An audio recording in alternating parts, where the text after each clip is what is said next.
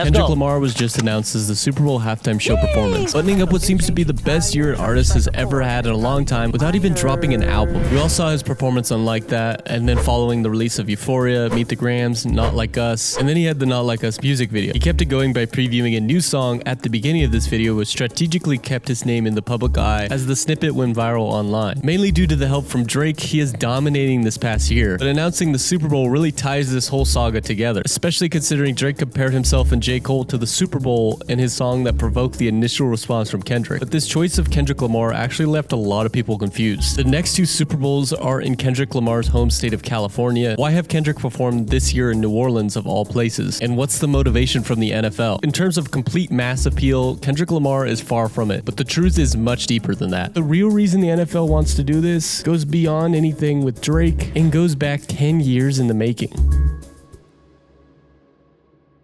Way back in 2016, when Colin Kaepernick famously started kneeling during the national anthem of NFL games in a way to peacefully show a protest to racial injustice in America. But while he did this, many NFL fans threatened a protest of the entire league for his, quote, disrespect of America. The NFL tried to make these kneeling issues go away quietly, implementing rules in place to keep them from kneeling, but Kaepernick kept doing it, and other players started to join in. The NFL, its owners, and its commissioner Roger Goodell were forced to face this issue head first. They could either allow players to express themselves in this way, but also risk losing a big portion of their audience, or they could push further and ban this altogether, but run the risk of causing issues with their players. For the next 4 years, the NFL would continue to play both sides of the field, never committing fully into one direction, allowing players to do the kneeling, but only in certain circumstances, even labeling the pre-anthem moment as a moment of unity. This led us getting this incredibly cringe moment of the Cowboys owner Jerry Jones locking arms with his players and kneeling and staring directly at the camera, almost a way of saying like, see, I'm doing it. It got to a point where fans would tune in early to NFL games just to see what players were doing for the national anthem. But this problem for the NFL wasn't going away anytime soon, and their by far most valuable asset, the players, didn't show signs of standing down. It got to a point where kneeling during the anthem became a sport-wide issue where players in every league were showing their protest. It now became an issue that the NFL could no longer just avoid dealing with head-on. So they created this thing called the Inspire Change Initiative.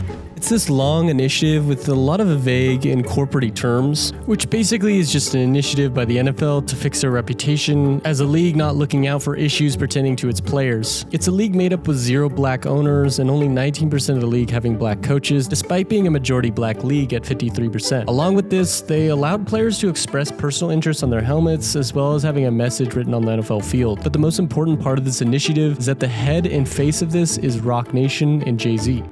He handles a lot of stuff. He's in charge of a lot of vague terms, but his title that's most interesting is that he's in charge of choosing the artists for big performances, specifically the Super Bowl. Now, this was in 2019, but for the 50 years before this, you'd basically only see pop stars, old rock stars, or a legendary artist with a high approval rating. Closest thing we got to a rap or hip-hop artist was Travis Scott and Big Boy, but they weren't even headlining. But there's a very specific reason for this. For years, the NFL has always targeted audiences outside of their already NFL football fans with the halftime show. Whether it's Bruno Mars, Coldplay, or Katy Perry, they're trying to pull in people from other audiences so they're excited for the Super Bowl halftime too. This whole concept of a Super Bowl halftime show being this huge performance started in '93 when Michael Jackson performed. The programmers for the Super Bowl realized they were losing millions and millions of viewers during the halftime show as viewers went over to the show in living color, where they had a Super Bowl halftime special, where they even had a countdown to when to change your channel back to the Super Bowl. Because the Super Bowl was basically like a college football game halftime show. It was basically just a marching band playing, and it wasn't an event at all. The NFL saw this as an opportunity to gain in massive viewers, so they shelled out cash to get the one and only Michael Jackson, and we haven't looked back since. They wanted to target audiences who weren't excited for football and to pull in new audiences that could eventually be football fans in the future. This is a huge marketing opportunity, so they got to take advantage of it. That has always been the goal, and now that they have a partnership with Jay-Z, nothing has changed. The NFL knows its audiences really well, and as the Sports Business Journal reported, the NBA is actually leading the charge with the most young and diverse fan base. There's a ton of contributing factors, but the NFL knows that one of the biggest causes of this was their approach to racial and political issues, and they're trying to rewrite the ship. And how have they historically been able to pull in fans from other demographics? The halftime show. Since Jay-Z has taken over, they've had Usher, Rihanna, The Weeknd, Dr. Dre, Eminem, Snoop Dogg, 50 Cent, and several others perform already at halftime. Artists who all blend perfectly with with big names who also appeal to a younger audience. A far-fetched idea from when they would have bands like The Who perform. No disrespect to The Who, but they're clearly for an older audience. And now they're rolling out Kendrick Lamar, who's obviously performed at a halftime before, but it's much different headlining. And the NFL is looking to do something they have never done before.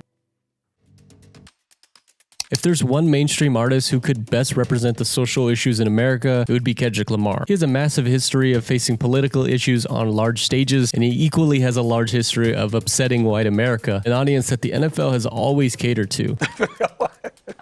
I don't like it. Not helpful at all. This is why I say that hip-hop has done more damage to young African Americans than racism in recent years. The NFL completely understands the risk of having these politically driven artists on stage. Eminem kneeled during his part of his performance, which the NFL claims they knew about, but I find that hard to believe. And Kendrick performed all right, but they made him bleep the "We Hate Popo" line. But in that same performance, Dr. Dre seemingly ignored this and still said, "Still not loving police." But the NFL understands they're shooting themselves in the foot, constantly fighting back on political issues that most of their players care about. And that's where their money is, the players. But the NFL might actually like it when their musicians make a statement. Whether it's political or not, the NFL is actually inviting these artists to do something that could potentially go viral. As Oliver Schuster, the VP of Apple Music, said, "Our mission is to work with the NFL and Rock Nation to make the halftime show bigger and more global and a longer event. We want it to be more than just a Sunday night. There's a bigger story to tell before and after. And with everything happening currently with Drake, there's no artist with more viral online potential than Kendrick right now." For Kendrick, what incentive does he have to do something like this? He's already at the top of the game, and he's basically maxed out the amount of respect he has in the music industry. And he's never been one to follow fame. He even references in his brand new song, "Watch the Party Die," "They wonder why I'm not enthused to drop. The more visible you get, the more your spiritual is tried." He seemingly acknowledges that this fame and constant attention is getting to him. And this comes a few days after announcing that he's doing the Super Bowl. And the pop-out show's success was an authentic representation of his culture, which was such a great contrast for how he portrayed Drake. He knows he can't go up there and do a Super Bowl halftime show that feels inauthentic to who he is. There's no doubt in my mind that Kendrick would only do something like this if he knew what he was able to do beforehand. And that involves minimal censorship, and he'd be able to make a social statement where he can represent LA and celebrate his culture. We saw Beyonce wear a Black Panther outfit during her performance, which alone got a lot of backlash. But I fully expect some sort of message, and I doubt it will be Drake related. One thing I actually expect to happen is some sort of surprise appearance. That guess would probably be Lil Wayne. But I think this is where Kendrick is really going to make a statement, and there's no doubt in my mind that he will. It's just a matter of who. And now, will Kendrick drop?